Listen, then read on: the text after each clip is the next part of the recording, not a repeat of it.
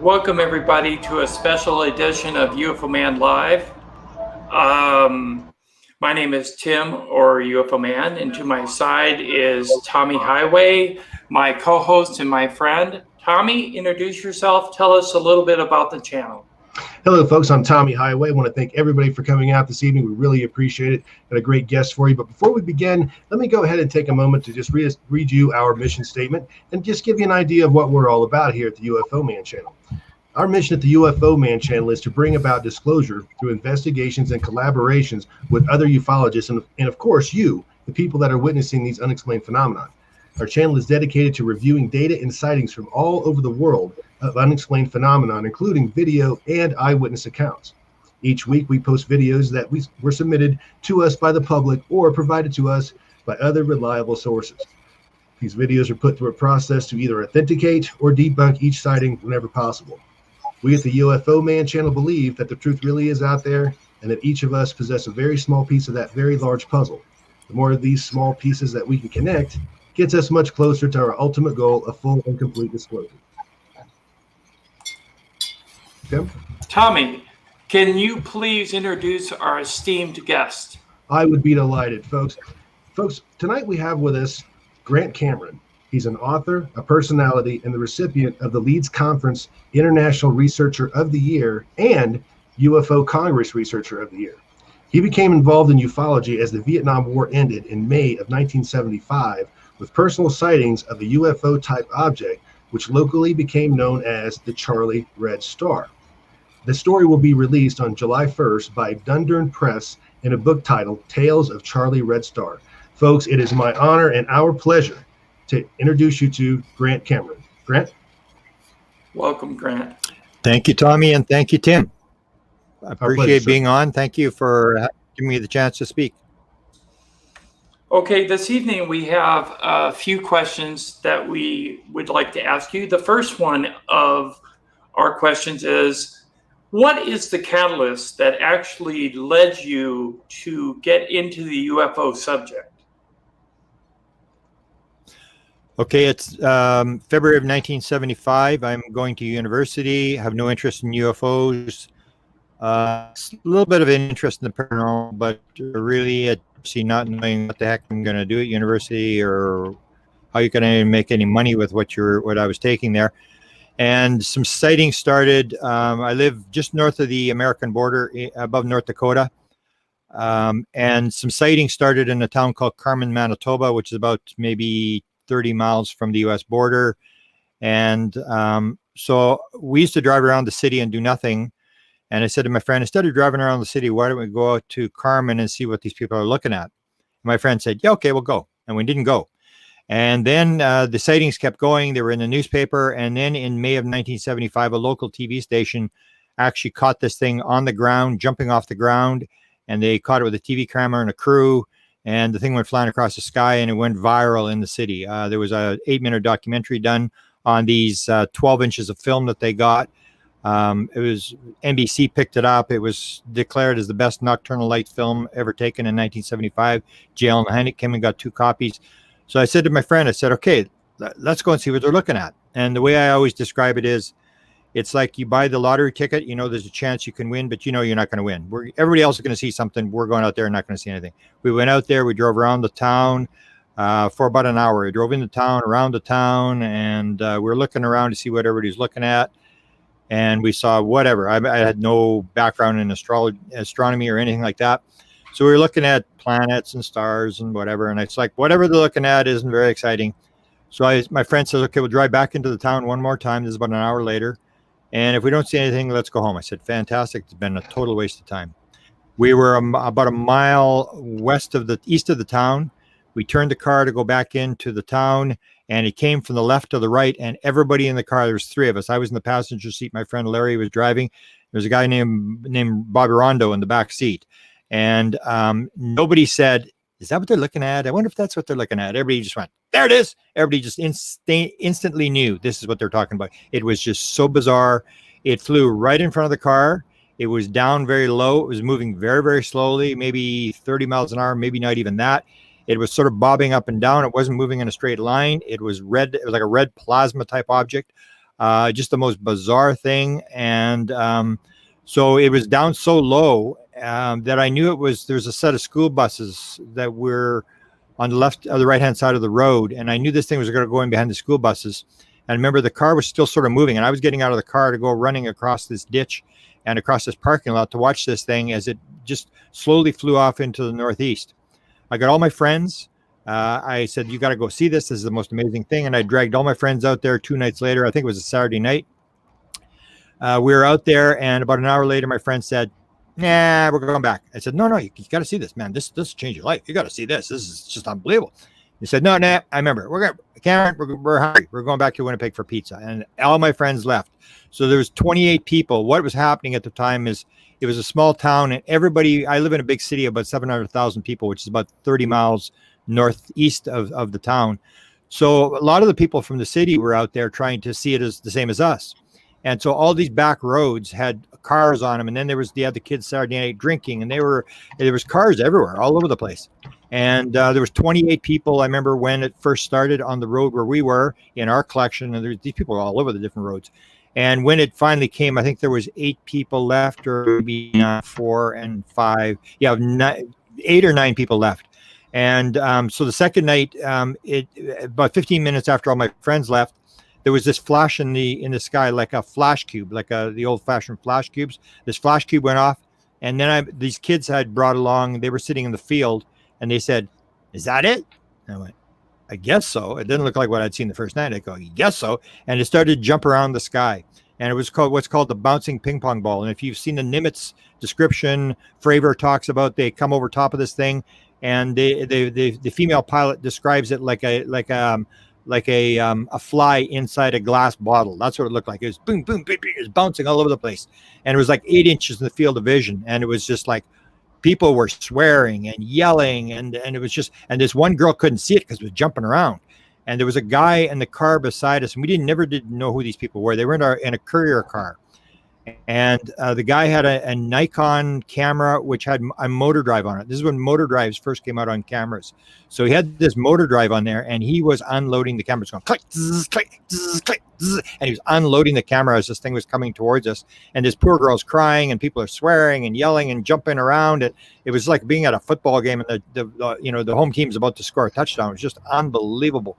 And then as it got in closer, the flashes got closer together, and then it appeared like this object I'd seen the first night, this red plasma object. And this is why it was called Charlie Red Star. So it was this plasma object, and it was coming directly at us. And it was down low again, maybe a couple 100 feet off the ground, and coming right towards us. Then it sort of made a left-hand turn, and it flew off into the northeast again.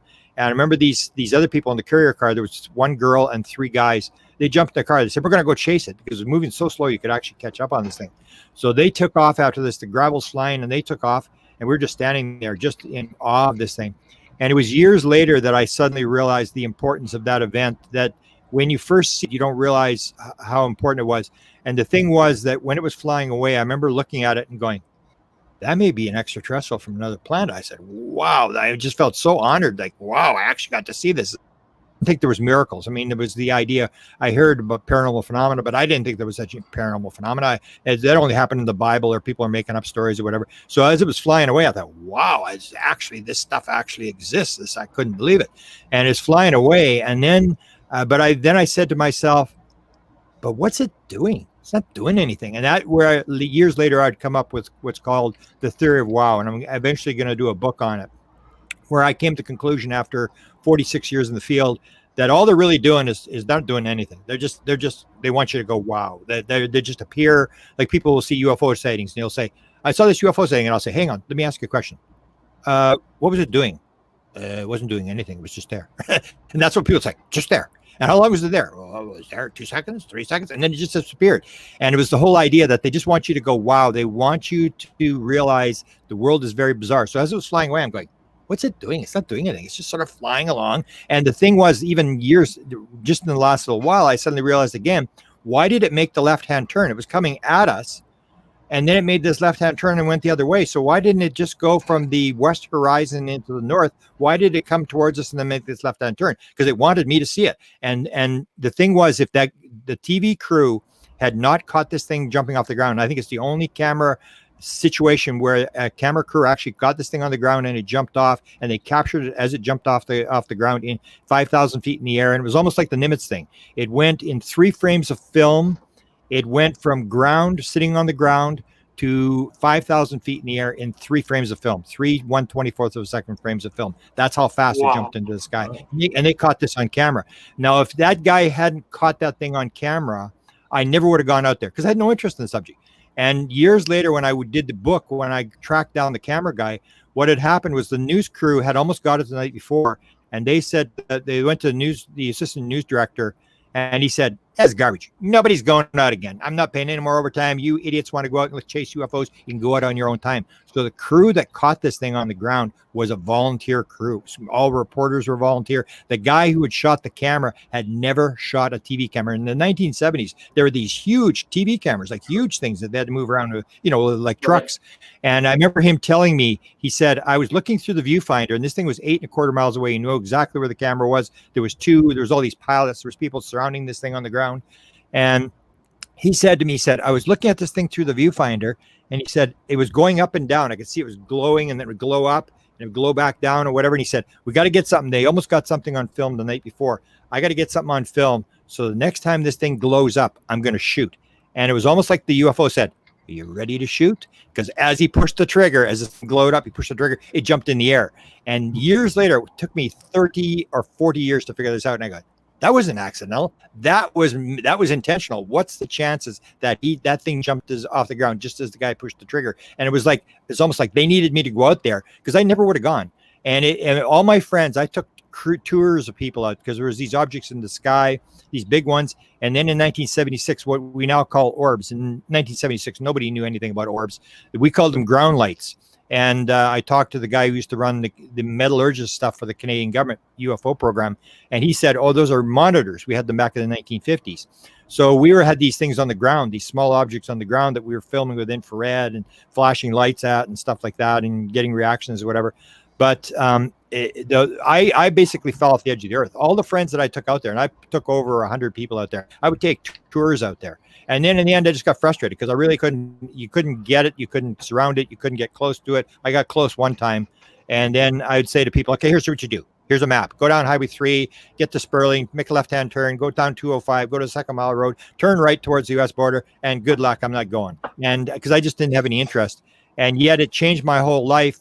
And I fell off the edge of the earth, and I've been chasing it for 46 years. I pulled out for about 10 years while my son was playing hockey and stuff.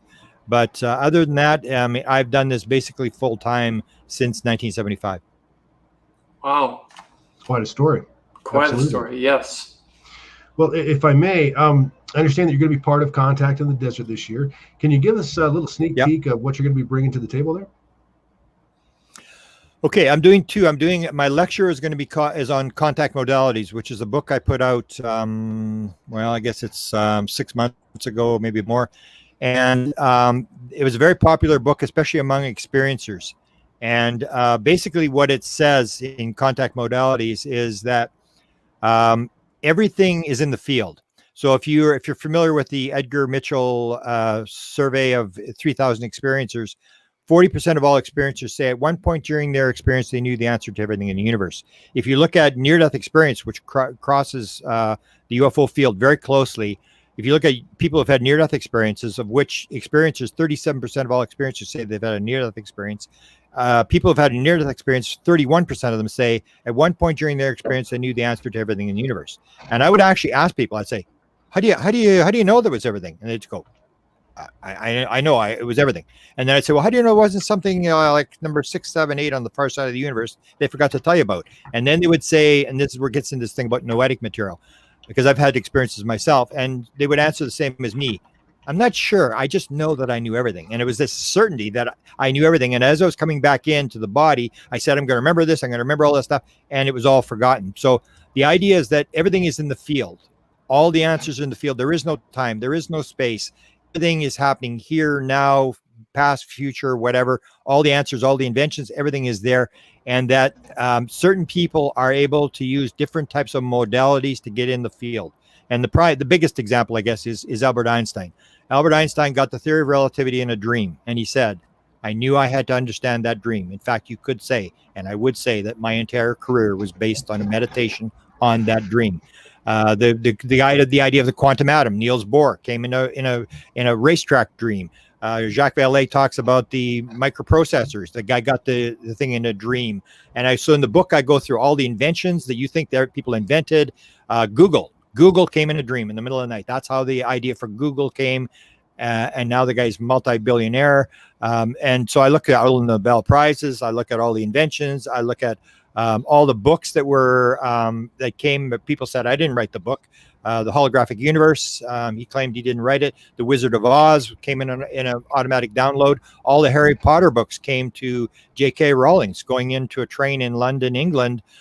She was on a train. She fell asleep and woke up, and all the ideas for Harry Potter were falling into her head. And she said, didn't have a piece of paper, and all these names and all this sort of stuff. And she said, wow, even the last line of the book came into her head. And so all the Harry Potter books came instantaneously during a download experience. And that was the whole thing, is that everything is in the field and there are different types of modalities. So in the book, I look at 70 different modalities, and people will always parse them. So people will say, well, channelers, they're garbage. Don't listen to channelers. I mean, and experiencers, don't listen to mediums. Listen to these people. And I'm better than you. And no, it's all the same thing. We can't parse it. Everything is consciousness. As Deepak Chopra says, everything is an activity inside consciousness.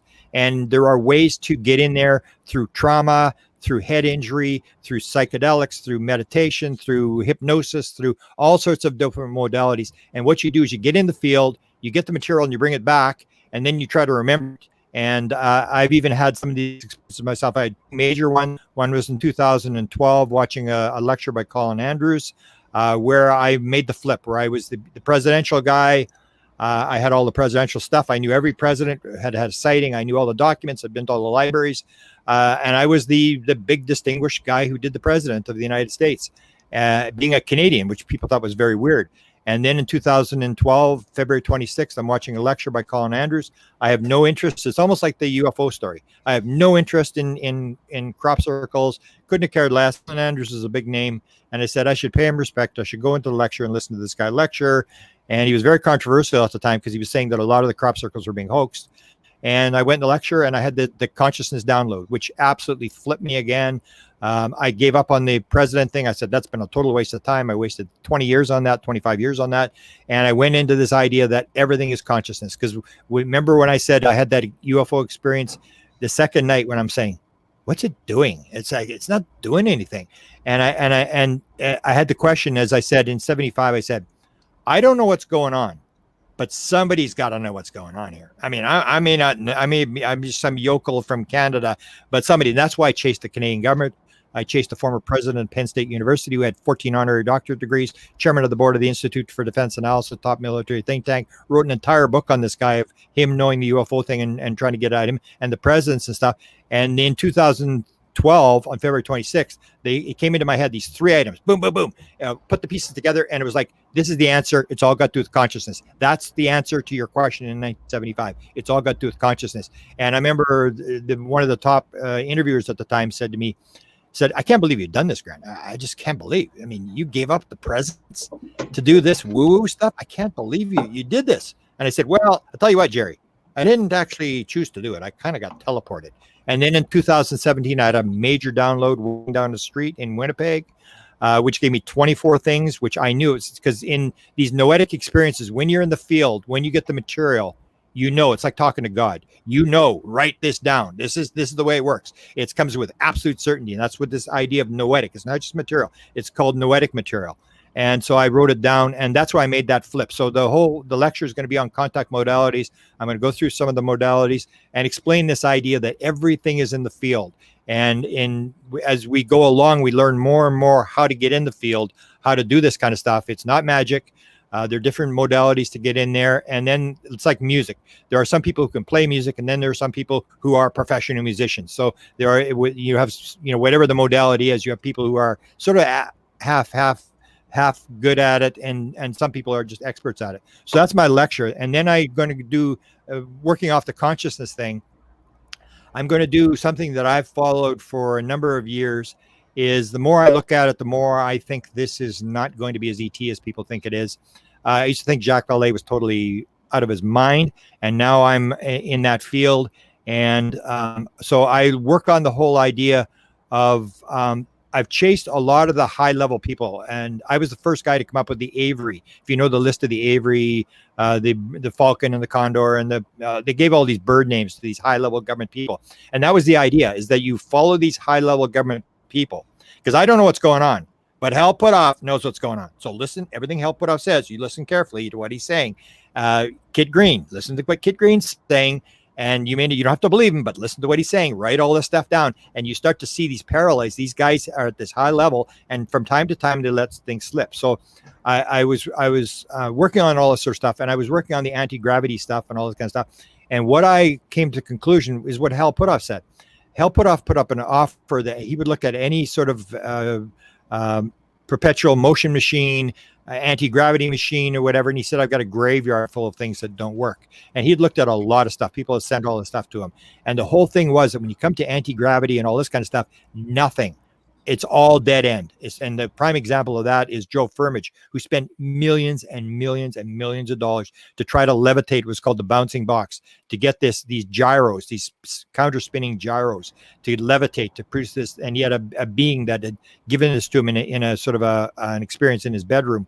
And he'd spent millions and millions, and he couldn't get this thing to come 1 inch off the table. And I said, this guy's got intelligence, he's got money, he's got all the connections to CIA and stuff like that. And if he can't get this thing to levitate off a table 1 inch, we ain't got nothing. I mean, that proves we ain't got any. But the thing was that every time I looked at portals, and that's my workshop, I'm going to talk about portals. Every time you follow the portal road, it ends up like, wow, they may actually understand this thing. And that's the whole concept. They are not flying. They are popping in and they are popping out. And that comes to this idea, is this really ET the way we think it is? And the more I look at it and the more I question people, because most people, when they deal with experiencers, which is, I think, where you've got to go. If you want to know how the UFO situation works, you've got to talk to the people who are interacting with the intelligence. Forget about looking at lights in the sky that tells you, yeah, something's going on. Forget about the little pieces of metal that they're dropping. Yeah, that tells you, yeah, it's pretty weird. That's the theory of wow. They just want to go, wow, something's going on here. And this is not from around here. But when you want to know what's going on, you talk to the experiencers. So people will ask the experiencers, like, were you on board the ship? Did they probe you? Did it hurt? Were you really scared? Do you have any kids? And I ask the question, you're on the ship? Let me ask you a question. Did the alien have any clothes on? And they go, no, didn't have any clothes on. I said, don't you think that's kind of weird? The alien didn't have any clothes on? And then they go, yeah, it's kind of weird. And I said, did he have any sex organs? And then they go, no, I don't think he had any sex organs. And then I'd say, even I had just did an interview with Nancy Talbot. If you've ever interviewed her, fantastic story. I helped her publish her first book and wrote the foreword to her second book. I said to her, she said what she had beings, the three greys, and the female was dealing with her. I said, okay, Nancy, how do you know it was a female? And she goes, I just knew. I just had, and that's what people say to you. How do you know it was a male? How do you know it was a female? Because all look the same. I go, how do you know it was a male? And they go, I just knew. And then I'll say, had no clothes on? Did they have a belly button? I go, no, didn't have a belly button. I said, did they have a mouth? Well, not really. Had a slit, not a mouth. Didn't have a nose? No. Did they have any ears? No. And you go through this whole thing, and then they say, hey, you dealt with like Betty Andreasen, had her first experience, her and her husband, 1946. I say, Betty, you had this thing, her husband, Bob Luca. I said, Bob, you had this first encounter with this being in 1946, yeah. And now it's like maybe 2018. I interviewed him. I said, did he ever get any older? And he goes, no, but aliens live a long time. That's what people say. No, never got any older. And that's the whole thing. So if it's a physical flesh and blood being, Betty and her husband were like 6 and 7 years old when they had their first experience. Now they're like 80 years old, and they're like old people. And the being was exactly the same as it was. Or John Mack. When was the first time you ran into the being? Oh, I was 5 years old. And then say, anything before that? Oh yeah, he was with me in my last lifetime. And this is the whole idea, is the more you look at this, I will say, the more it's going to be less physical than you think it is. It's going to be more spiritual than people think it is. And it's going to be this sort of a hive mentality type thing. The oneness is the top message.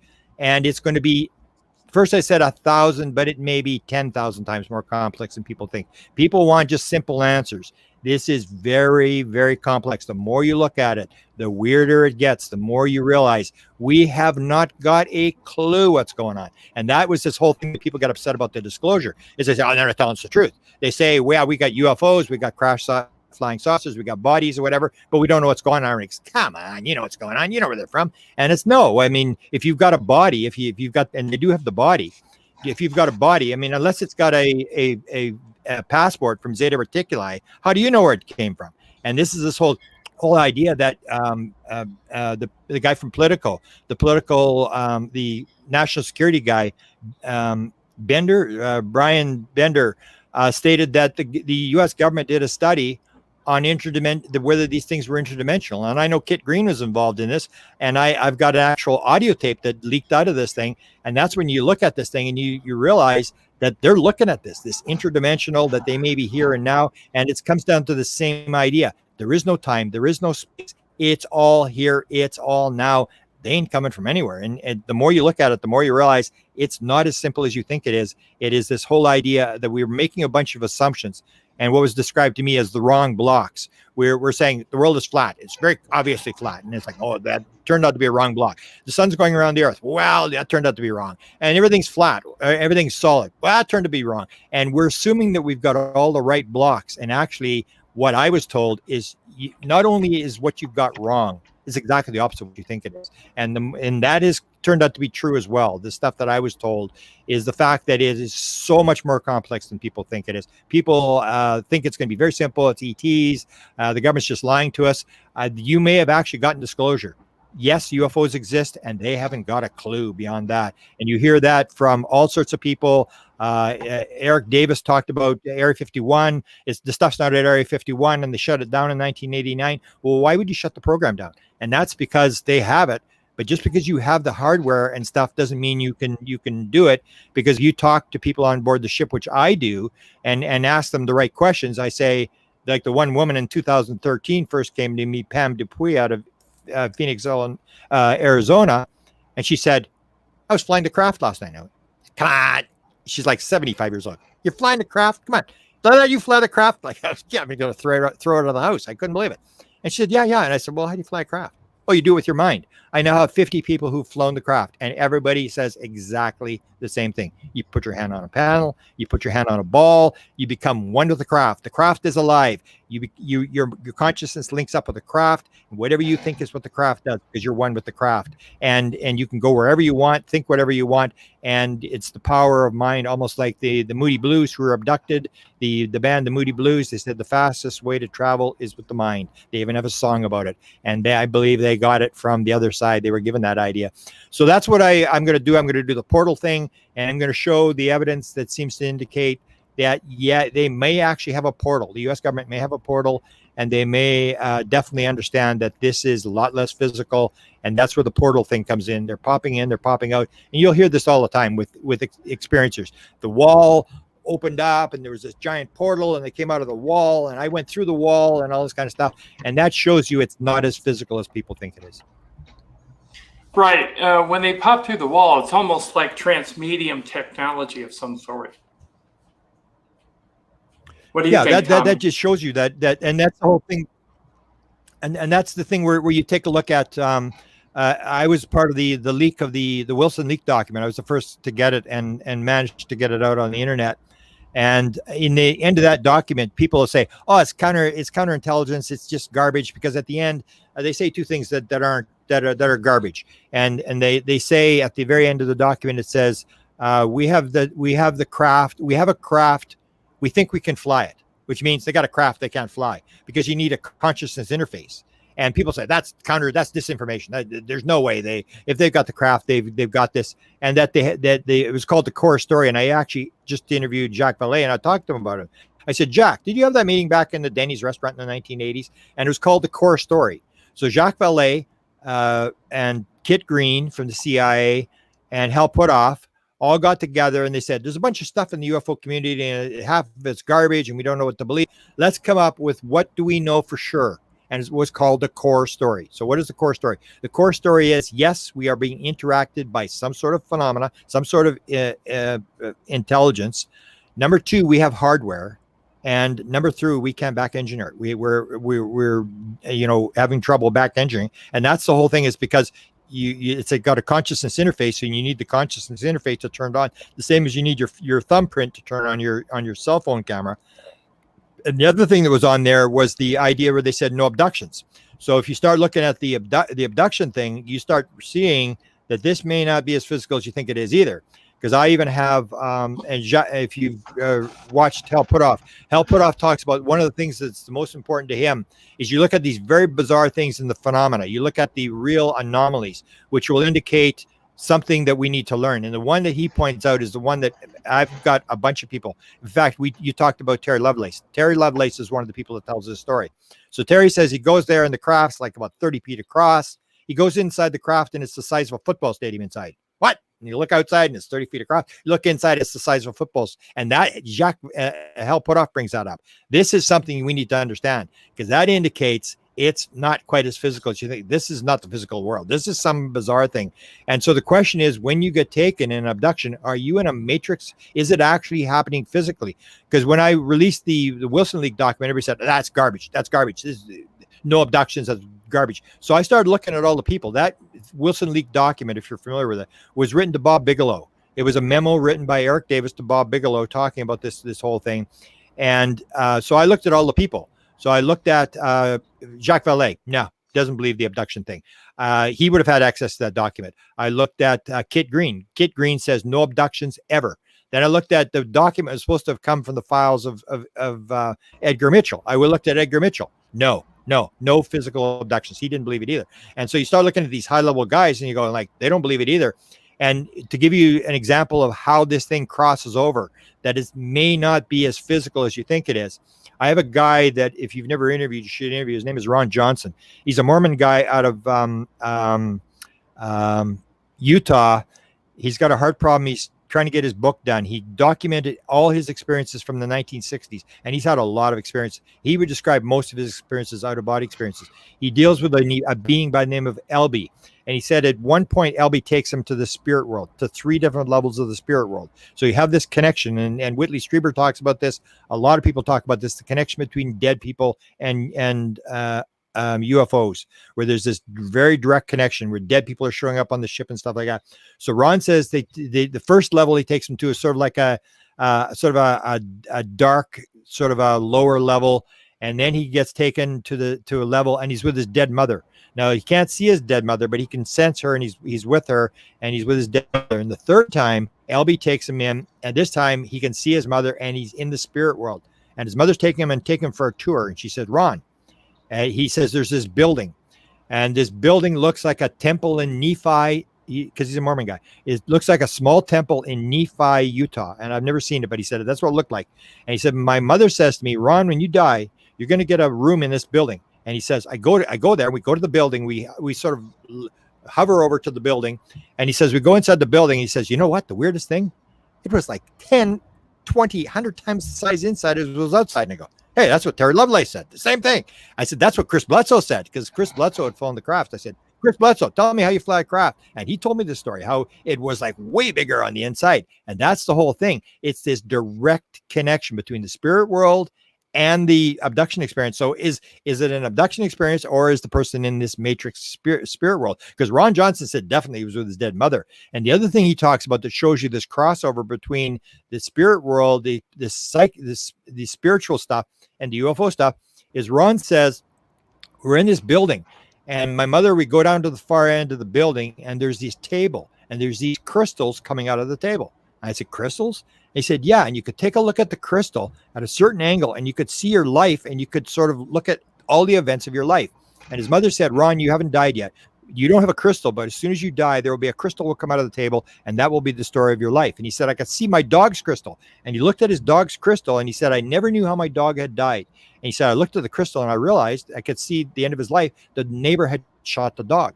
So he's telling this story. I said, the crystals. And if you go to spiritual stuff, if you go to Dr. Michael Newton, who had the 7,000 regressions, the life between life stuff, Michael Newton talks about you're in the spirit world and you have these books, and you open up the books and there's this crystal, and you look at the crystal at a certain angle and you can see all your past lives and you can plan your next life or whatever. Or if you go back to a UFO documentary that a lot of people really ridiculed, it was called UFO cover up live from Washington, 1988 October. It was the dying days of the Reagan administration. I think Reagan had authorized this thing to leak material into the UFO community. And in that thing, Richard Doty, who was playing the backlit Falcon in this episode, so the Falcon, Richard Doty says, the weirdest thing I ever saw during my entire time with UFOs is the aliens had a crystal. And I remember because I was in the 80s when this was happening. And Linda Howe and I were following the story of the crystal. And the idea was that the aliens had this crystal. And you could look in the crystal and you could see all the past events of the light in the world. And they had actually shown the government the crucifixion of Jesus on the crystal. This idea that you could see everything going back. So you see these crossovers between spiritual stuff and the UFO stuff, and you start to wonder, is this a spiritual experience? Is this a physical experience? And it comes back to this idea that I got in 2012. The answer was, it's all consciousness, Grant. It's all consciousness. And that was the ideas that came into my head were three things that I already knew. All they did was put the pieces of the puzzle together. Back in 1950 already, the Canadian government knew they were doing a study called Project Magnet. In fact, that's a book that's about to come out within the next couple of weeks on the whole story of the Canadian government. Did a study on flying saucers between 1950 and 1954. The guy that ran it was an experiencer. They were talking to an alien. They opened a base in Canada for UFOs to land. Very incredible story. So Wilbur Smith had gone to the United States to try to figure out what was going on. And he had a very high security clearance because he ran what was basically the NSA of Canada. They were picking off Russian communications stuff. He ran all the radio frequencies. And he was told, he wrote a top secret memo in 1950. And this is before anybody talked to an alien. So Adamski and Williamson were the first people that said, oh, we're talking to aliens in the desert. We met this alien guy. So in 1950, there was UFOs, but there's no aliens. Nobody had seen an alien. Nobody's talking about aliens. So in Wilbur Smith writes, he said, I made discreet inquiries in the United States, and I was told by officials, not by people on the street, officials, the following: flying saucers exist. It's the most highly classified subject in the United States. There's a small group headed by Vannevar Bush trying to figure out what's going on. The subject is of tremendous significance to the American. And then the line that came into my head when I'm sitting watching Colin Andrews give this lecture, the next line said, we're also told by American officials that other things might be associated with the flying saucers, such as mental phenomena. And the Americans aren't doing very well because the Americans say if we're working on it, they're willing to exchange ideas and talk to us. So the thing was, how did they know in 1950, when nobody talked to an alien, that mental phenomena was involved? And now we know it may have been a live alien in Roswell, New Mexico that was talking in people's head. But how did they know mental phenomena? And the other one that we talked to Dr. Eric Walker. We were chasing him around for about 8 years when we were trying to figure out where did the Canadians get the material from. And Walker was involved in this loop. So we said to Walker, we're asking him about MJ-12. Wow, MJ-12. Is it all Americans? Is it more than 12 guys? Whatever. And then Walker says, hey, let me ask you a question. What do you know about ESP? And the guy was interviewing goes, I don't know. He says, look, unless you understand about ESP and how it works, you will not be taken in by the control group. Very few people understand how it works. I did not know until years later what he was talking about. I had no idea what he was talking about. It was Ben Rich, Jan Hartson, 1993 UCLA lecture. This is 2 years after Walker said, what do you know about ESP? Ben Rich is giving this lecture at UCLA. He said, we now got the technology to take you home. We discovered the mistake in the equation. It won't take a lifetime to do. And Jan Hartson had an experience when he was 9 years old in the backyard with his brother with a flying saucer. And he went running up to Ben. He said, Ben, I need to know. I've been fascinating my whole life. I need to know how the propulsion system works. How does it work, Ben? How did it get here? Ben says, let me ask you a question. What do you know about ESP? And Jan Hartson said, it means everything in time and space is connected. He said, that's how it works. Gets in his car and drives away. And that is how it works. It's all one thing. It's all connected. It's all. And so they're not really flying in. They're popping in. They're popping out. It's all one thing. There's no time. There's no space. It's all here. Almost like John Wheeler, the guy who came up with black holes and the idea of black holes and wormholes, said there is no out there. It's a participatory universe. We are creating what's going on around us. So we've got a lot of things that we have to learn in terms of putting away bad blocks. We make a lot of assumptions that aren't correct, and that's what throws us off. Right. Tommy. Well, actually, I wanted to ask you about your experiences with the Whitehouse, and you've written, several books on the subject. Can you tell us a little bit more elaborate a little bit more about your experiences with the White House, with the United States government, and what your thoughts are on that?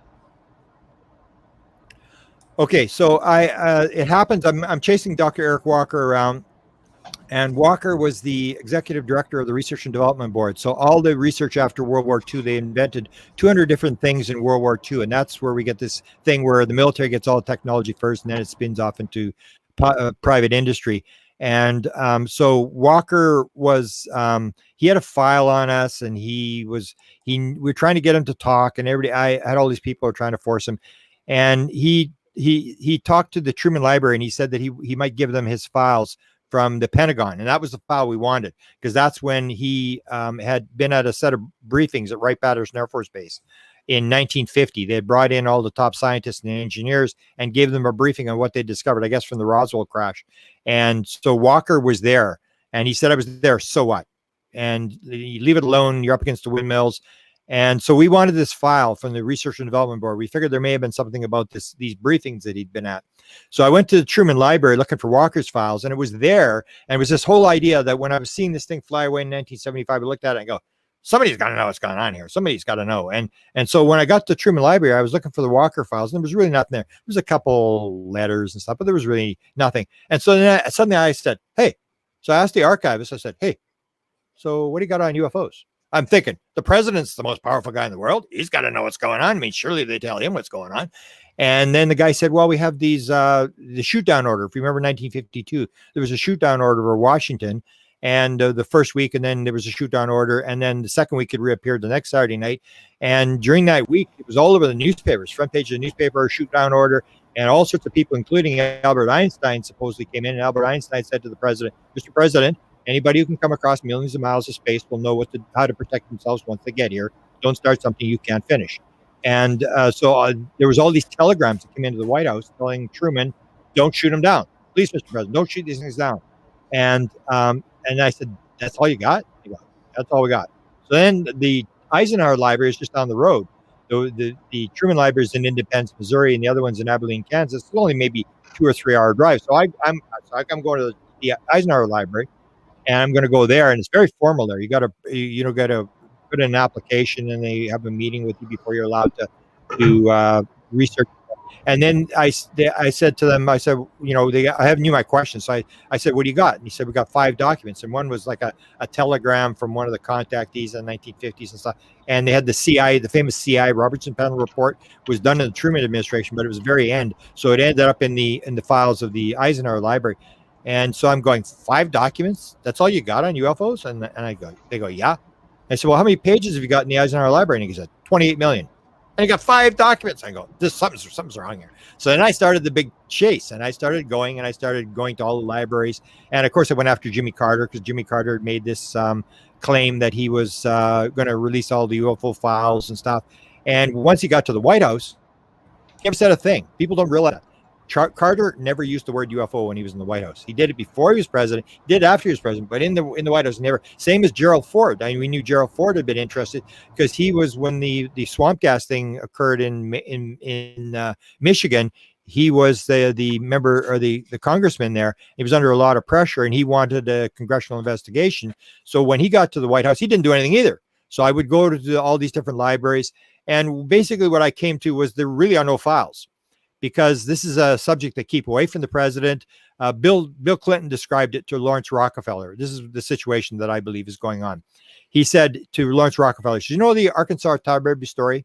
And this is about the fox getting Brer Rabbit. He captures Brer Rabbit. And the way he does, he makes this tar baby out of tar and stuff, and puts it on the side of the road. And Brer Rabbit comes along, and he sees the tar baby, and he says, good morning. And the tar baby doesn't do anything. He's just sitting there. And then he gets mad. Hello. And nothing. And then Brer Rabbit punches the tar baby in the head, and he gets his hand stuck to the tar baby. And then he punches him with the other hand, and his other hand gets stuck. And then he uses his foot to try to get his hands off. And next thing you know, he's completely stuck to the tar baby. And that's what Bill Clinton said to Lawrence Rockefeller. This is like the Arkansas tar baby story. You don't touch this. And that's the way it works, is you don't want the president in this thing. You want to get the president plausible deniability. And what they'll do is, if you've heard the story of Jim Semivan, who is the co-director of TTSA, I put out a book called Managing Magic in early 2017, before they ever went public, before TTSA ever went public. And Jim Semivan, I had already identified him as being a key guy, and that they were going to drop the UFO story. There was a bunch of people going to go public, high-level government officials. They were going to put the guy on 60 Minutes. It's exactly what happened now. And yet it was supposed to happen in 2016 under Hillary Clinton. But Jim Semivan had an experience with beings in his room with his wife. And I know some details, but he's always wanted it confidential as to what kind of beings he saw. But he had this experience. So he went immediately the next morning. He was head of covert ops for the CIA.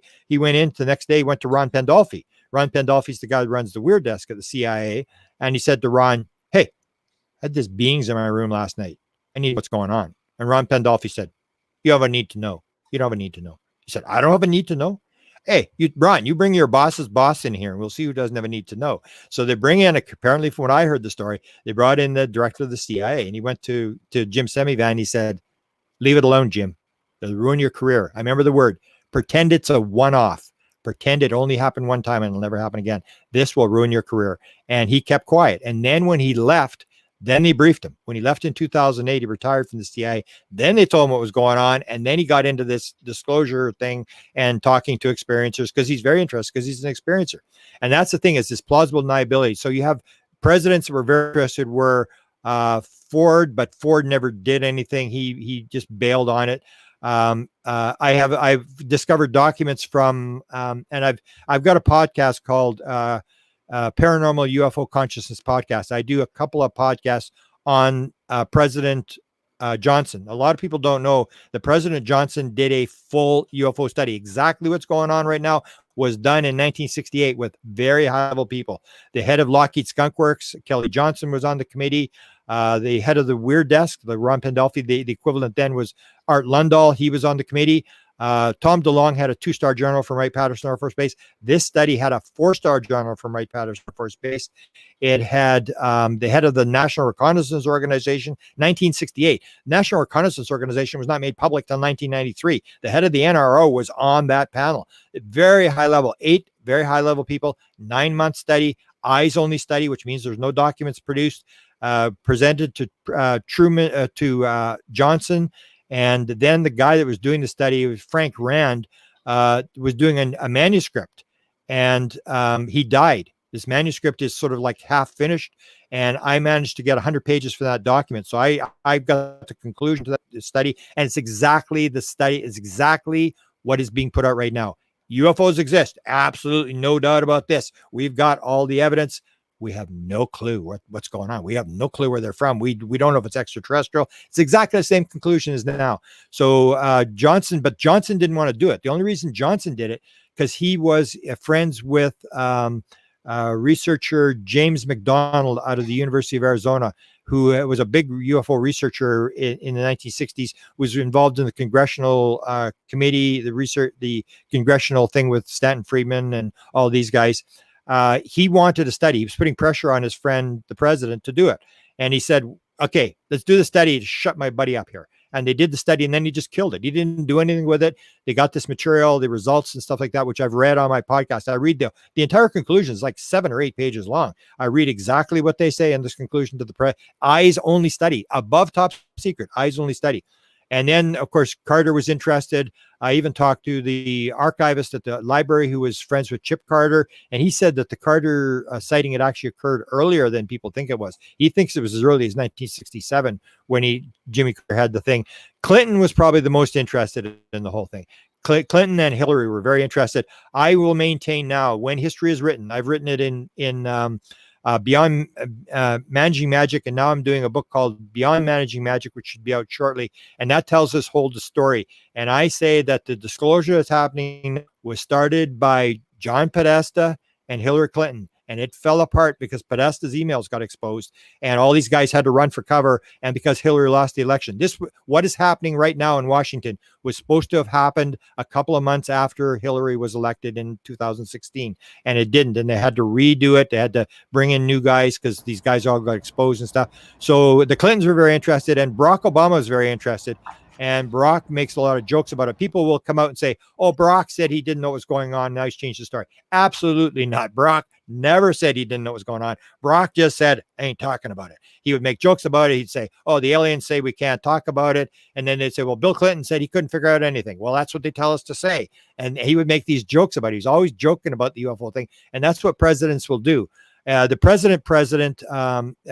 Trump wasn't interested, and you'll find that with a lot of presidents. They just don't care, and we sort of forget. We think we're in the UFO community. We think everybody thinks about it. We are like 2%. The 98% of the world does not care about the subject. They could not care less. We always think that everybody should. Oh, it's so important, but Trump didn't care about it. Biden was first asked about the subject in 2007 in a debate in Philadelphia. After this was when Kucinich was asked the question. Kucinich was running for president, and he was friends with Shirley MacLaine, and Shirley MacLaine outed in a book that said he was on a balcony at her house and that this thing was 50 feet away and it was putting messages in his head. And that was the end of his career. I mean, he was asked in this presidential debate, and that was the end of his career. He just fell in the polls. He didn't go anywhere. And after that debate, in the post show, Biden was asked, and he said, what do you think about it, UFOs, Mr. Biden? And he went, really? Come on, man. That's what he said. His famous line. Come on, man. Don't even ask me the question. And that's who he is now. He's not interested in the subject. That's why he said, when they said, oh, Barack said this, go ask Barack again. He's just not interested. People just can't figure that out. Why the president isn't interested, or the president should see it as important as we do. And people got to realize, people just don't see it as important. The guy that really talked about it, people don't realize, was Truman. Truman said very openly on camera, he said, yeah, we talked about it with the military. Every conference we had with them, we talked the subject up. So he was very open about it. Eisenhower evaded the question. There's really not much with Kennedy, but the president's is a thing where there really are no documents, because it's a subject where they keep it away from the president. And if they do the briefings, we already know from 1948, when General Landry was the air advisor to President Truman, he was brought in February of 1948. He does an interview at the Truman Library, and he actually says, when I was brought in, the president asked me to advise him on UFOs. I was to go to the CIA, and I was to give him an oral briefing every 3 months. So if they were doing oral briefings on UFOs in 1948, they never wrote anything down from 1948. And the thing is that the president is the most powerful guy in the world. He knows the answer to everything. And you don't want him standing out in front of a news conference going, he's supposed to be the powerful guy. So they keep it away from him. And it basically comes down to, they say, Mr. President, if we need to tell you about something, if the question is going to come up, we'll brief you on it. But right now, worry about the poor people, worry about whatever you're going to do, and we'll handle this problem. And you keep it away from the president, because it doesn't really help your career. That's maybe now, since this latest disclosure thing, it's sort of out there. But in the old days, this would kill your career. If you're a CIA guy or a president or whatever, or you saw what happened to Kucinich. Kucinich absolutely got destroyed. One question in one debate. And I had all the newspaper articles that were written about him after that when he's running for president. And every single article said the crazy guy who had the voices in his head. It was game over. It's like, so that's the kind of thing with the president is it doesn't really get you anywhere. I say, if you want to know the answers, you got to go to the people who are actually interacting with the phenomena. They will not have secrets. If they trust you and understand what you're saying, they will tell you exactly what they were told. They will tell you what they saw on the screen. They will tell you exactly the messages they got, everything. And you start putting that stuff together, and then you start to learn what's actually going on and what this intelligence may actually be. But you can't find it by looking at lights in the sky or physical stuff, because it's much more complex. And the people that are being engaged, even now, you see in the New York Times, New York Times says, we're not talking about aliens. We're not using the word aliens. And then Senator Reid says, hey, we're not talking about little green men. And they're all avoiding the question, because they really don't know what it is. And that's the whole thing, is that, again, the experiencers, the people who have the answers, are being ostracized, ridiculed, and cut out of the thing. Just talk about technology, Talk about the threat. Talk about the potential threat. Talk about interference with our airspace. All this guy. That's all people want to talk about. Do not bring up aliens. Do not talk about people having experiences and stuff like that. Those are crazy people. We don't want to deal with those people. And that's, to me, is the problem. The people who have the answers are the people that are still being ignored. Right, exactly. In regards to alien abductions or experiencers, we understand that on the channel here because we've talked about that subject several times, and like trace evidence, missing time, they're not even digging into that anymore. And when we ever present that on our channel, we get a lot less views because people want to ignore it. It's almost like it's not as important. What do you think, Tommy? Well, I think that's absolutely right. I mean, in terms of abduction, you definitely have two pretty camps that are pretty set in their ways on that. I mean, you have the people that believe that this is happening, believe this phenomenon is affecting people's lives. Then you have the people that absolutely won't hear of it. This is crazy. These people need to be, examined, things of that nature. There's just so much of it that it's really hard to, and I think Tim made a point, I believe it was last night, that, we've got abduction stories from like places in Africa where people are not modernized at all, yet they're telling the same stories as everybody else. They're drawing photos of gray aliens, things of that nature. So it's very interesting. Yeah. Right. Yeah. Even now you see the fear thing, which is what they're trying to do. And I'm surprised that the Congress rolled over like 2-bit sex workers. It just went into the fear thing and they gobbled it up, whatever. And they want to play the fear card with Russia, because that's the whole thing is, and everybody knows that if you're preaching fear, you're going to have a lot of clicks. People like the fear thing. And if you're talking ordinary stuff or spiritual stuff, people really aren't there. They're into tell me a good story, almost like the Hollywood thing. It always has to have the sort of the evil alien and us versus the alien stuff. And people bring up now the thing, well, we hope it's not Russia and we hope it's not China. And it's like, has anybody ever talked to them? So I did one with Xiao Ma from a Chinese girl who lives now grew up in China and very involved in the Chinese UFO community. And now works as a lawyer in Australia. And in a couple of days, I'm doing an interview with UFO researchers inside China, and we're going to try to stream this show in there. It's going to be, we may get cut off, but you have people, and it's the same thing. They have the same stories, and they probably are thinking the same thing as us. Well, I hope them damn Americans get it. I mean, they got bombs on us with this UFO technology, and everybody's playing that fear card. They want the thing because it's all got to do with money. That's what I say this present disclosure thing is about, is that if you go back and you look at the presidential history, you see that John Podesta was the advisor to Clinton, and he tried to get Clinton to open up on the UFO thing, and Clinton wouldn't do it. And then he tried to get Obama to open up, and Obama wouldn't do it as well. And you remember his 2014 tweet, he said, once again, my biggest disappointment in 2014 was not getting UFO disclosure. And so he was the guy that was pushing the issue, and he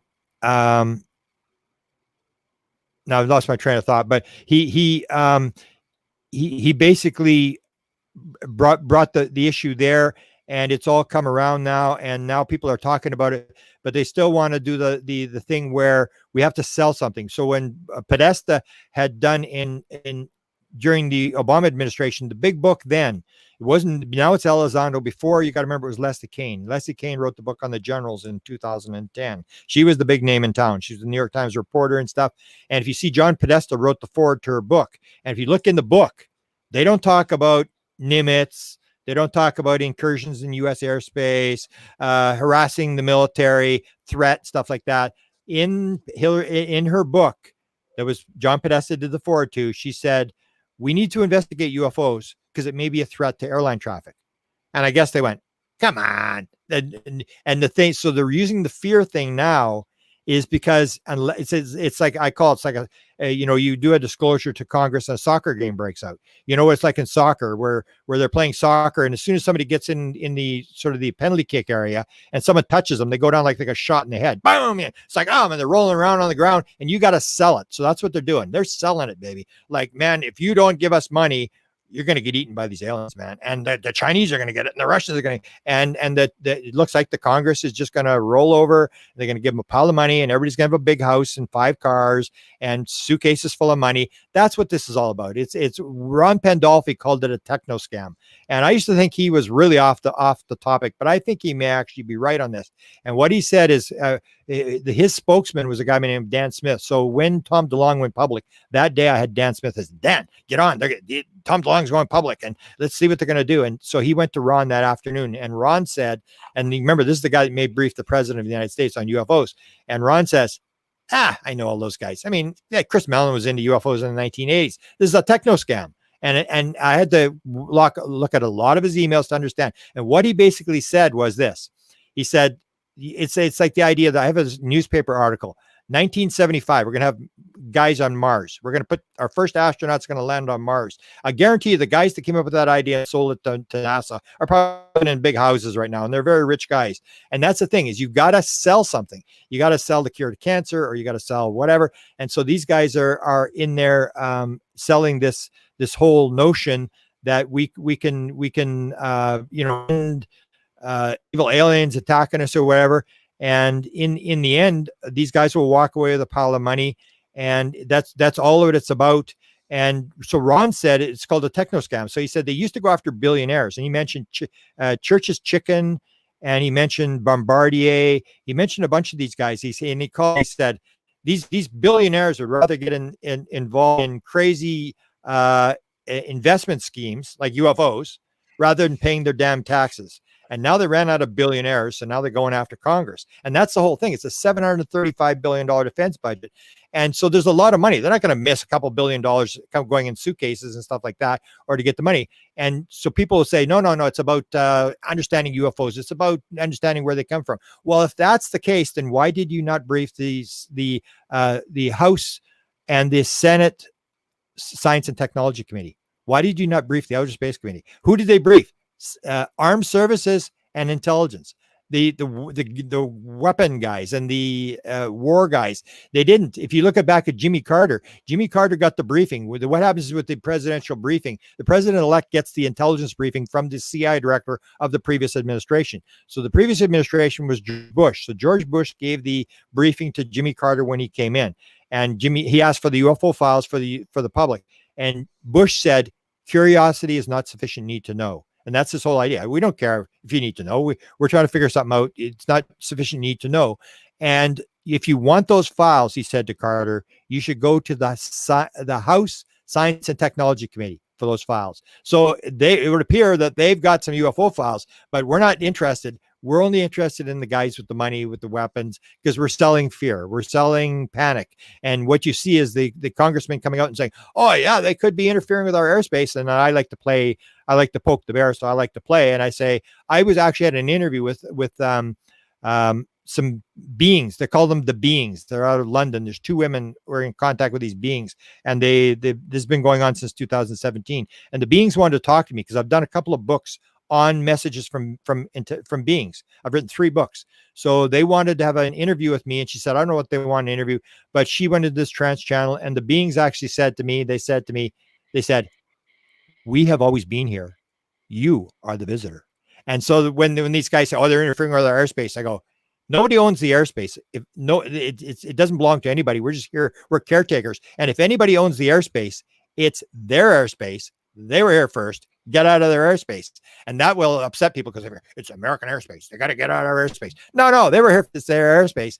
And that's this whole controversy where I like to poke it and play this thing, because to me it's absolute nonsense. It's this racism thing. We have this idea that the black reptilians are the worst, then the grays, they're pretty bad, and then we have the Caucasian guys. They're okay, like the 1950 aliens, the Space Brothers. They're okay guys. And of course the best ones are the Ascended Masters, the Great White Brotherhood. And we have this sort of a rank of different types of aliens, the bad guys to the good guys, and you're going like, come on, this is just racism. Come on, this is absolutely nuts.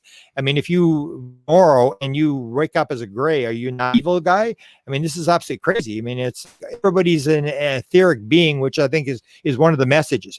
We are all players on a stage, but we are not an actor. We're not the actor. Because you played King Henry VIII in high school doesn't mean you're King Henry VIII. You're just here playing a role. And when you leave, you're going to go play another role. And we have to remember who we actually are. So this is this idea that they are just etheric beings, the same as you and I. They're playing a role. We're playing a role. We're all playing this game. And if you get into the whole simulated universe theory, it all is just illusion. It's all just a game. It's just there's really nothing. We're all just playing this game, and we agreed to come in. You and I may have, all three of us may have agreed before we were born to do this interview. You guys will do an interview. I'll come on your show. We'll raise the consciousness, because people will always complain. Right. They'll say, "Oh, I'm here. This is terrible situation. I can't believe I'm in here." And it's like, whatever situation you're in, if it's a reincarnation world, which is part of the download I got, which says everything changes if it's a reincarnation world. If it's a reincarnation world, then we all chose to be here at this time in this place in the middle of whatever mess we find ourselves in. And maybe we came for a particular reason because we're here to try to help clean up the mess.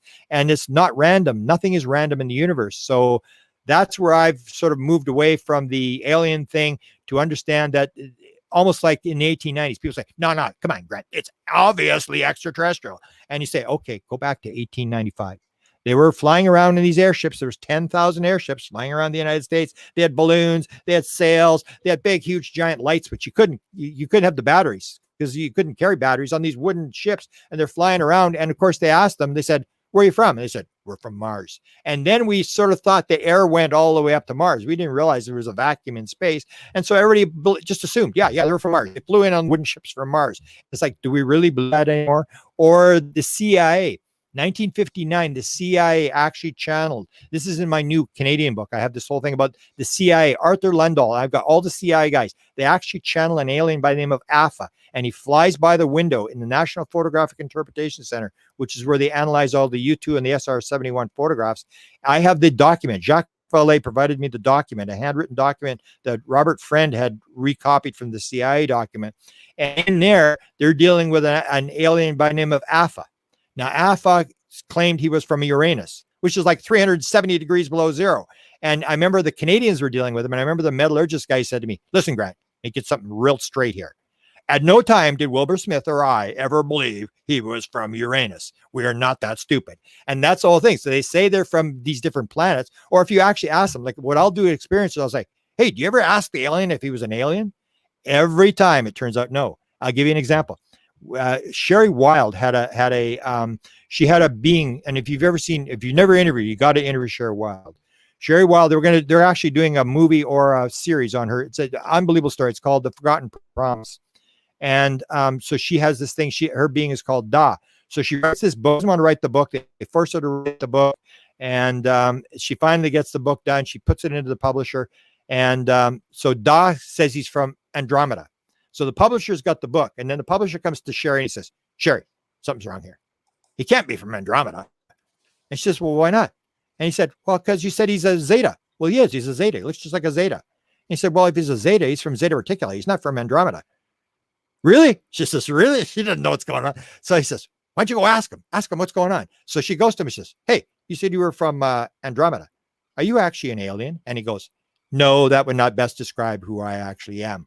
I am on what do you say? I'm on a journey through the universe on call to the creator," or something like that. And she says, well, how come you come as this scary looking gray thing?" He said, "Scary looking gray thing? You think I'm scary looking?" She said, "Yeah, you're scary, and you scare the living daylights out of me every time you come. Yeah, and then you wipe my mind. So you scare the daylights out of me, and then you wipe my mind. I don't remember you. And then you come back again and scare me again." And he said, "Sherry, you ever look in the mirror?" He says, "What do you mean?" "Well, you got those big teeth, Sherry. Every time you smile and you come at us, we think you're going to eat us." And that's the thing. So when she actually confronts him and says, "Are you actually an alien?" He said, "No, that would not best describe." Nancy Tremaine, who I helped publish her book, when she first saw the being, she said he was reptilian. He was 3 years old and he was reptilian. She could see the scales moving on his face. She describes this very clearly. And then I said, "Yeah, but Nancy, when you're on board the ship when he was 12 years old, when you were 12 years old, what did he look like?" "Well, he was a human being. He had ordinary hair. He was sitting at a paddleboard." And then later on, he was an etheric being. This idea that everybody's an etheric being. Or another guy you should interview is Yossi Ronan. He's an experiencer out of Israel. And he talks about the beings that he saw were like grays, but they were green, like as green as green. And he said that they said, "When we come into your world, we take on a body. and we don't have to take on a body, but when we come into the physical world, we have to take on a body. So we choose whatever body we want to come in.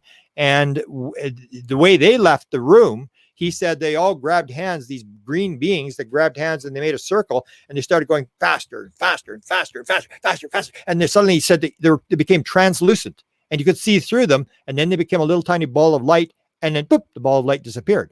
So my question is, are they actually aliens? Are they actually flesh and blood aliens without belly buttons, without sex organs, without getting any older, or are they balls of light? And if they're balls of light, do they eat baked eggs, toast, and coffee? When you see them turn into balls of light, which a lot of people will describe, they come out of a ball of light, they go into a ball of light, and they disappear, then you got to start wondering, is this as physical and flesh and blood as we think it is? We're just making a lot of bad assumptions. The more we realize this is probably going to be some sort of etheric thing. They can take on a body, almost like a seance, in a physical seance, where they can come in, become physical. If you've seen the Leslie Kane thing where the hand is there and she's touching the hand and this hand is banging on the table and then it just sort of disappears. It's that kind of thing, that they can come into the physical world, become, and if they happen to be in the physical world, then they stay in the physical world, but they don't need to. We can do the same thing. That's what Yossi Ronan beings told him. You guys can do the same thing. You just don't know it. You can take on whatever body you want. You're etheric beings. So we're all etheric beings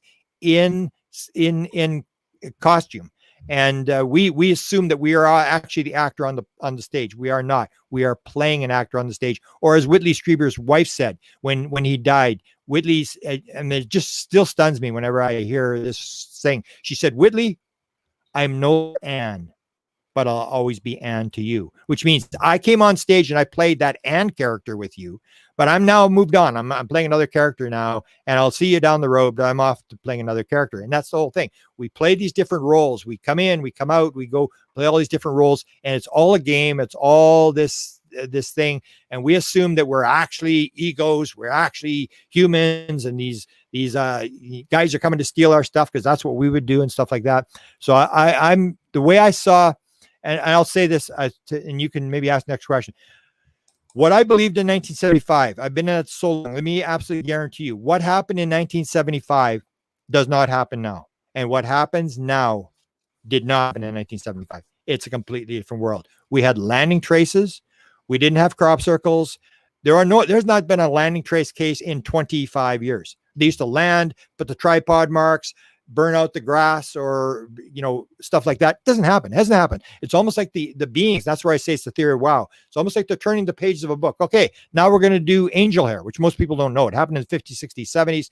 There's nobody sees windows in UFOs anymore. That was in the 50s, 60s, 70s. It's almost like they change. The beings change. They were the human type beings in the 1950s. Then they became the grays. The reptilians didn't appear until 1988. Most people don't realize. They think the reptilians have always been here. No, you see this pattern is almost like they're changing, or people do light language. Light language. When I first heard someone doing light language, I thought, what is going on here? And now I got like piles of panels of people doing light language. It is very common stuff. I guarantee you that did not even happen 15 years ago. There's nobody doing light language. And orbs, nobody was doing orbs back when I started. Now it's a big thing. I've got orb panels and people describing this sort of stuff. It's almost like they're leading us through, like they've done this 1,000 times on 1,000 different planets. And they send in the wooden ships, and then they send in the Foo Fighters, then they send the green fireballs, then they send in the Adamski crafts, and then they send in the regular UFOs, then they send in the triangles, which come later, and it's this pattern. They follow the pattern, and you say, well, where are the Foo Fighters? Well, they're on another planet that's 100 years behind us, and they're going through the same pattern as they evolve our consciousness and lead us down this road, and all they're trying to do is get you to understand this is not the world you think it is. It is very strange. And the more you look at it, the more you start to understand. And you've got to stop. We have to stop making these assumptions about how things work, because it's throwing us all off. Okay, one thing I got to ask you yet is backstage we were talking about your TV appearances in regards to the History Channel. Can you elaborate a little bit? Well, I've done a lot of history. There's a couple of them that were brought in. The MUFON show had a lot of those things. I usually don't like to do those kind of things because I'm not really good on sort of, especially memorization. And a lot of these things you have to memorize lines. So they give you like 5 scripts, and they give them to you like 3 days before you fly to California. And you go like, and it's all yellowed. All your sections are red. And the one they did, which is probably the one you saw, is the presidential one. So when the president gets involved, then of course I have all the background on different presidents. So, but they would have all these lines and be like a 25-page script, and the president was like, I mean, I had every second line. But they want you to remember. I said, I hope you don't think I'm going to read this. And they said, no, you have to read it. Don't worry about it. And it was like they wanted me to memorize it. And it was like, are you kidding me? It's like, I remember it was 12 hours. I remember the one on the presidents. They did 5 shows all in one sitting. And it was 12 hours. I'm telling you, man, that was the worst day of my life. There's nothing compares to that, because I'm not good at memorizing stuff. I'm good at what I'm doing right now. I can just run from one story to the next story to the next story. And then you just take whatever you find interesting and you pull it out, use it for whatever you want. But in terms of going on a script, and what people don't realize is that a lot of these things, in terms of 95% of the stuff will end up on the floor, that they already have an idea of what's going to work. So a lot of them, they'll want something where you keep the answer short, or they'll say, we want you to answer the question by bringing our question, because we're not going to be on camera. So you have to sort of put our question into your answer. And I mean, you try that, and it's like, you just sort of get frustrated. So I really don't do much of that stuff. I've made a lot of offers, because a lot of high level government people want this stuff out. So for example, I'll give you an example. It's part of the portal thing. So I'm doing the portal thing at Mount Shasta. And one of the stories I'm going to talk about is an incident that happened last year at Mount Shasta. And there's a group called Mission Rama. And I wrote 2 books on Mission Rama, because I got a message from one of the aliens in Mission Rama. And anyway, last year they have these things that are called Zendras, and they're the only ones that have these. They're like portals, but they're very specific to Mission Rama, which is a group that started in Peru in 1974, just a couple of months before I started. And what they are is they call them interdimensional gateways. So these things, what you do is they'll use a meditation, oming, this kind of stuff to raise their vibration. They have these circles of 150, 180 people, and they'll for days, they'll just raise the vibration, raise the vibration. And then the beings lower their vibration. That's the theory. And this Zendra, from time to time, I don't know how many, there's been maybe in history, 50 of these things open. So this thing will open up, and then they take 7 people at a time inside this Zendra. And then the being is inside the Zendra, and it's this white smoke coming off, whitish blue smoke coming off the ground. People walk in, and there's 7 people, and they're all having different experiences. This being is there, and they're all getting different messages, as if they're all having a visual experience. So last year, I wrote 2 books on the 1415 Zendra that opened at Mount Shasta, and then I heard that they had an event where a being by name of Adama, and all these beings they're like, there's no grays. You talk about different types of grays. There are no grays. There are no reptilians. There are no mantids. I defy anybody to find Mission Rama, which has 25,000 people in this group around the world. Find one of these. It's all the same. They got long hair. They're all muscular, like swimmers. They wear these tight suits. They're 10 feet tall. So they're all identical. And through history, they've all been through, whether it's Peru or Brazil or Spain, they're all over the place, these different groups and stuff. So last year they had one that I heard was going to open, and it's a long story, but there was going to open. Adama said he would appear, and of course it was COVID, so I didn't go. A lot of people didn't go. They wanted 111 people. They only got 40, but we have the video, and I'm going to show the video at Contact in the Desert, where this being appears in the trees. It's a woman that looks like a being, like an etheric being, like a white woman in a gown. She's there and she's moving around on this video as they're shooting, and they don't see it in the video. They're shooting something different, and this thing just appears there.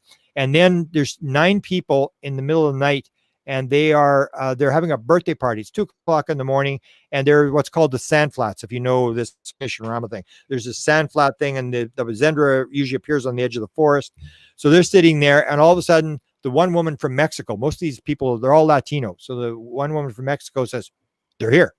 And then the other people go, "How do you know they're here?" And it's the whole thing. Once you had been in contact with the craft, you put your hand on the craft, you can vibrate. So when the craft is around, you can feel the vibration. She said, "They're here. I know they're here. He's here." And they said, "Well, how do you know?" And then he said, "Look, there's a light." And the light starts coming in, and it's pitch dark. Have you ever been there? It's like you can't see your hand in front of your face.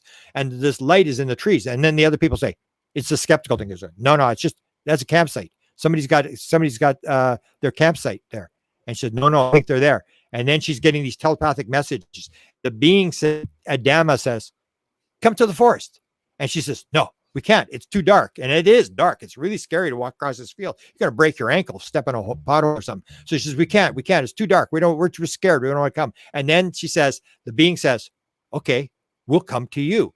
And it was like, they said it was like a herd of elephants, these like coming across. And then suddenly they said they're there. And Adama is there with these beings. And they're all start to get scared. So they all grab hands, these nine people in a circle. They all grab hands and they start to ohm. They're doing this ohming thing and they're ohming and they say it sounds like they're underwater, which is Zendra. This is a portal Zendra because I've got a 747 United Airlines pilot guy that was inside one. And he describes it. When you're in one of these things, when it sounds like you're underwater. And they said it was really weird where the time and space stopped and we sounded like we were underwater. And then these beings were there. We started to levitate, and these 9 people are levitated off the ground, and they're all holding hands. And these beings, and so the one guy, and I thought there was a couple. I knew Adamo was there, and I said to the one guy, I said, "So how many beings were there?" And he said, "A couple hundred." I said, "A couple hundred?" And they were like etheric beings. The old idea that it is an etheric being that takes on a physical body. But when you're not in the physical body, you're like an energy being. That's how they appeared. And he said, I said, "A couple hundred?" And he said, "Yeah, there was as many beings as there was trees in the forest." And I went, wow. So they were there and they were levitated up and the beings were there. And I said, "How long did it last?" They said, "We have no idea how long it lasted." And then they said they went in their tents. And they were in the tents and the beings were still moving around. They could see them moving, shadows moving around. They could hear them walking around these tents. And the morning, a couple of them got scared. They took off in the morning. So we interviewed 3 of the 9 witnesses as to what happened in there. So I actually went to a guy who had worked with Ron Pandolfi at the CIA. And they had wanted me to do at one point something in Hollywood. They wanted me to do a show they had an idea they wanted to put out. And I said, "Okay, I'll help you. I'll do background research, whatever you want. I'm no charge. I mean, that's my job. But I don't want to sit in front of the camera. I just don't want to. I don't want to do it. I'm not a thing. I can get you a bunch of girls, nice looking girls that'll do it for want to do this kind of stuff. No. And so it never came off. And then I phoned the guy because they had done the portal. There was this idea that at one point Ron Pandolfi had said this. He was on a cruise ship, and we got this on camera. It's the only time he's ever been caught on camera. So Ron says, people have always wondered what it's like to go into the next world. The next time John, he's talking about his friend sitting right beside him in this cruise ship. He said, next time John goes to the desert, a number of people in this room will go into the next world and come back again. And they're talking about the portal. And this thing, he didn't realize I was going to get the video and grab the video. So this is the whole idea. Do they have this portal thing? So one of his assistant guys who was sort of working with him, is over in Utah. So I go to him and I say, "Kevin, this thing happened at Mount Shasta," because they wanted to come. And the Mount Shasta people were really upset. All the Mission Ramas said, "You don't bring your CIA. No, you're not bringing your CIA to here. We don't want them there." And so they were going to come, but they didn't come. This is in 2017, 2018. But anyway, so I said to Kevin, I said, "Hey, Kevin, we had this big thing. 9 people levitated, hundreds of beings." I said, "Don't you think it's about time you talked about what you know about portals?" He said, "Deal, I'll do it. But you need to do a TV show with these people." So I said, "Okay, I'll do it. No problem." But then the woman there, when you're working with the Latino community, I don't speak Latin. So the woman that was the intermediary knew the CIA people. And she said, "If they're involved, I'm not involved." And the whole thing broke down. None of the people talked to us anymore. And so then I went back to Kevin. I said, "Kevin, can't do your deal. Can't do this. Can't do the thing. I was going to get you the people for your TV show and do the TV show. But can't. They're all backing out." So that all fell apart. But that would have been in Hollywood. We would have had this story of these and I even went to the Latino people and I said, "Hey, there's people who want to do a TV show with your story." And they just, whatever reason, or they want to do their own story. I'm not sure. They realized they got a big story. At first they said, we don't want to be proud. We don't want to be center of attention. And then once we paid a lot of attention to their story, I guess now they figure like, oh man, we got a big story. So they're going to tell their own story, which is their story to tell. But those kind of things do happen. And that's where I say, when you look at the anti-gravity stuff, it doesn't go anywhere. But when you start looking at portals, you start looking at these stories with portals. And I know the people were in the portals. I mean, I remember with the 1415, 19, they were all there. And I'm going to them. I said, in this thing? They go, yeah, I was in there. And so what do you see? Oh, this 10-foot guy. He was standing there. He had sparks coming off his chest, and he was like a swimmer. And then I go, the next person, what do you see? Oh, it's this guy. He was there about 10 feet tall. He had sparks coming off his chest. He was muscular and stuff. And everybody was describing the same thing. And I'm going like, wow, this is for real. These people, and they're hiding. They know I'm coming with a camera. They don't want to be on camera. They're all just scattering because they've all been to these events every year. They all go. It's like a Mission Rama thing. And you see this kind of stuff and you realize this stuff's for real. The portal stuff, I'll guarantee you, the portal stuff is real. Even Kit Green, the CI guy, I don't know how much you guys follow the top guys, but Kit Green actually went to Jim Peniston from Rendlesham Forest. And they were doing this thing on experiencers. At least they're doing the experiencers where they want their fMRI.